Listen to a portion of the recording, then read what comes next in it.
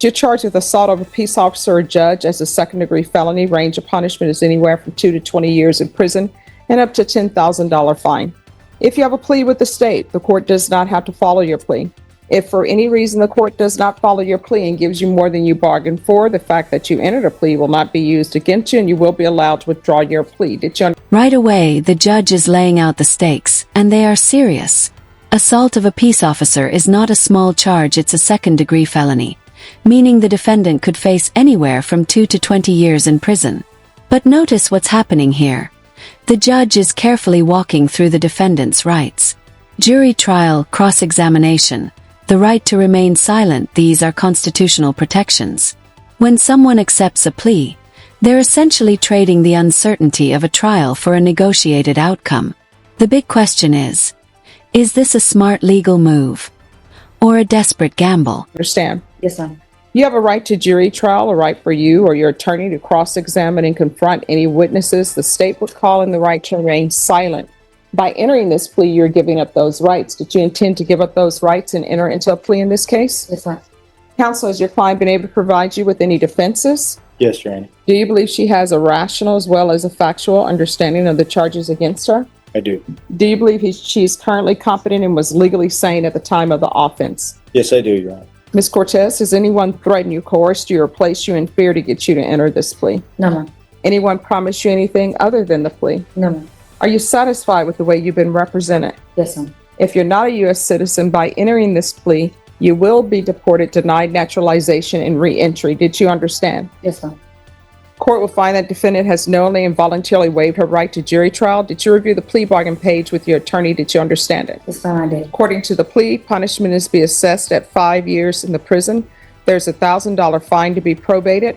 The state recommends community supervision. Did you understand that to be your plea? Yes, ma'am. Defense? Yes, Your Honor. State? It is, Judge. Did you review the waiver of appeal paragraph with your attorney? Did you understand it Yes, ma'am. and sign it in both places? I did. By signing that, you're waiving your right to appeal. The only items that can be appealed are written pretrial motions that have been filed, heard, and ruled upon by the court. Did you understand? Yes, ma'am, I did. Counsel, any such motions? No, Your Honor. Outside the agreement, the state is recommending that your community supervision be for a term of 5 years.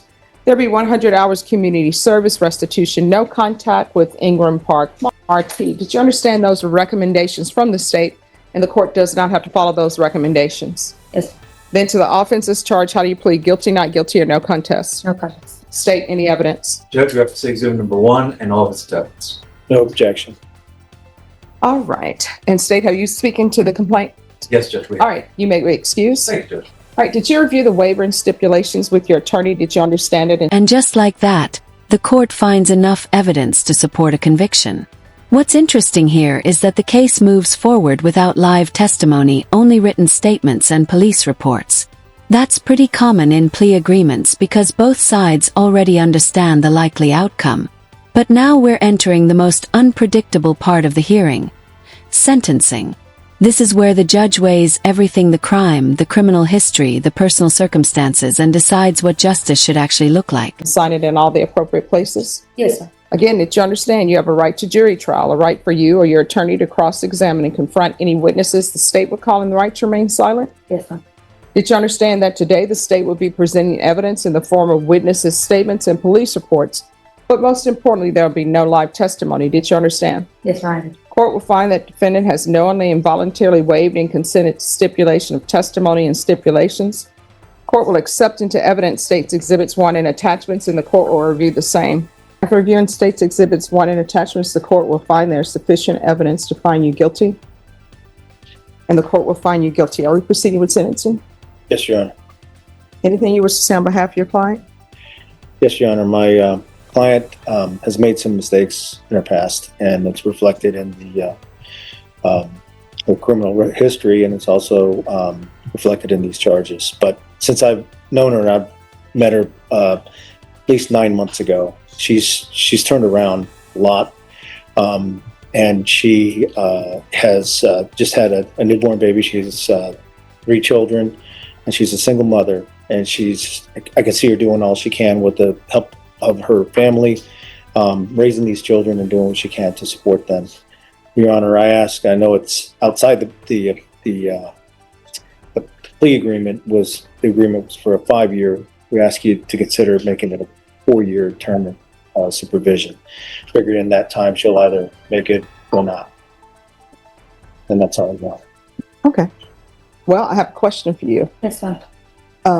When you're drug tested today, what are the results going to be? And I'll tell you right now, if your drug test is negative, then I will sentence you to a length of probation that's 4 years. It's gonna be 30 because I'm on narcos right now from the hospital. I'm sorry, what? I'm on hydrocodone from the hospital. I just had a baby a week ago. So And that's all it's going to be positive for? Yeah. Oh. I don't have my documents or This moment changes the entire tone of the hearing.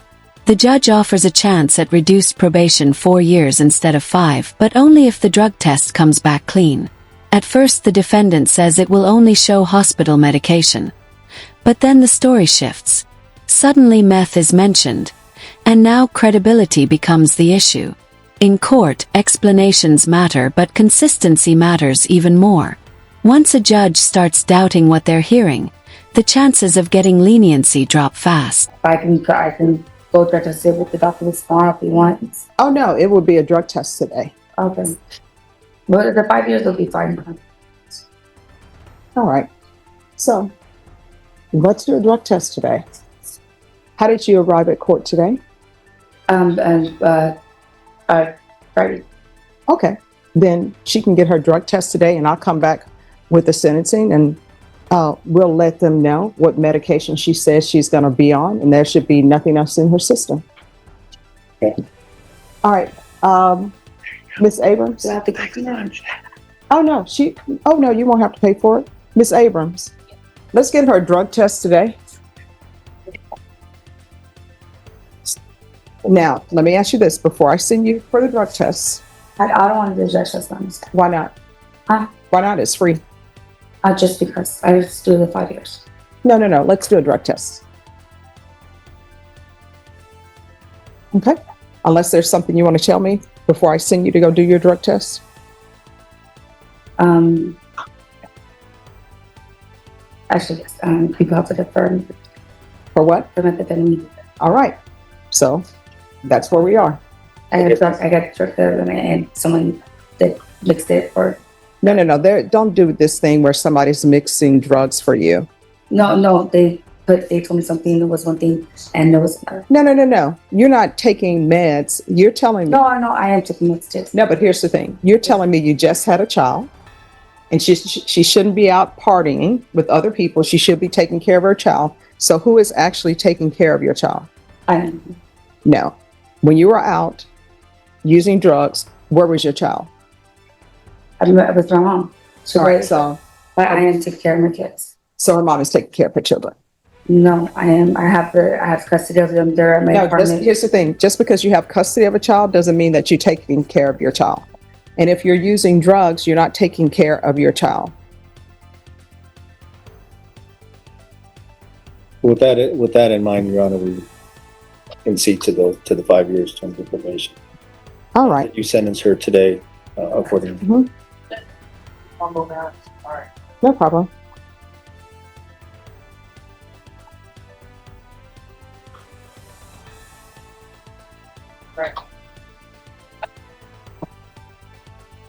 All right. Court is going to find you guilty. The court will sentence you to 5 years in the prison, suspended and probated for 6 years. There's to be regular reporting by Zoom or in person. And counsel, if she completes everything early, I'll consider early termination. There's going to be proof of employment within 45 days. No employment as a home health care provider or with minors. There's going to be a referral to felony drug court. 100 hours of community service restitution. I'm going to order parenting classes. How far did you go in school? Hudson College. I got my level of dating coding degree. I'm sorry. Now the judge is asking questions that go beyond the crime itself. This is about responsibility and judgment. The defendant says the theft was for Easter clothes for her child, trying to make him look nice. But the judge flips that explanation on its head with a powerful question. If Easter is about faith and morality, how does stealing fit into that? Moments like this are where courtroom hearings turn personal. The judge isn't just deciding punishment, she's trying to understand whether the defendant truly accepts responsibility or is still making excuses. What? I got my medical billing coding degree. All right, there'll be 50 hours deducted upon completion of parenting classes. Okay. There's to be no contact with Ingram Park Mall.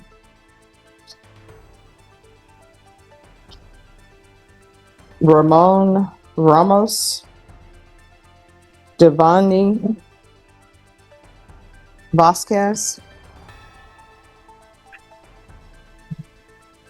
Why were you stealing? Honestly, I was just going through a hard time, to be honest. I was at a point in my life where it's just, I could do it so much in my life, to be honest, and it gets hard, to be honest. No, I mean, that still doesn't explain to me why are you not at HEB taking items from them? I'm not recommending you take it from there, but you were stealing from Dillard's department store. What were you taking from Dillard's? A shirt. Well, it was more than just shirt because they said they were retrieve items from you. There was 2 shirts. Just 2 shirts? Yeah, they're polo. They're expensive. All right, so why are you taking polos? And were those female polo shirts? That was for my son. How old is your son? He's 12.